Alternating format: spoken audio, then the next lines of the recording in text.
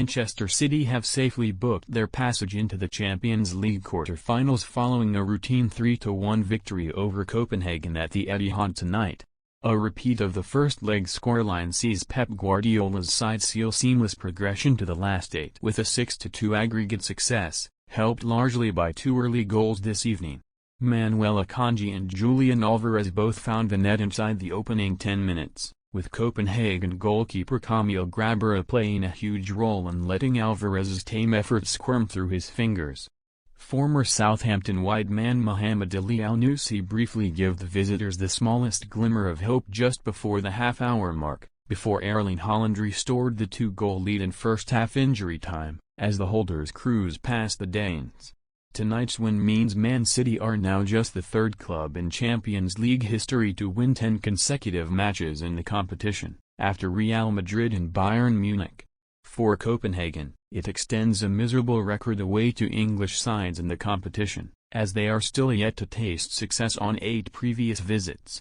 One of the players who came into the side from the weekend was involved in both of City's early goals, as it was Alvarez's corner which was met ferociously on the volley by Akanji, leaving Grabara with no chance inside 5 minutes to settle any lingering nerves. Just 4 minutes later, the tie was over, as an Alvarez corner from the opposite side found Rodri, and after he cannoned a header off the crossbar, the ball found its way back to the Argentine, and a rather tame effort was inexplicably spilled into the back of his own net by Grabara. After such a woeful start, Copenhagen loosened the shackles slightly and applied a more offensive approach for the remainder of the first half, and that reaped its rewards as the visitors found a consolation strike. A few set pieces and half chances came Copenhagen's way, but City remained largely in control, and their 2-goal lead was restored shortly before the break thanks to yet another European goal for Haaland 3 minutes into first-half stoppage time.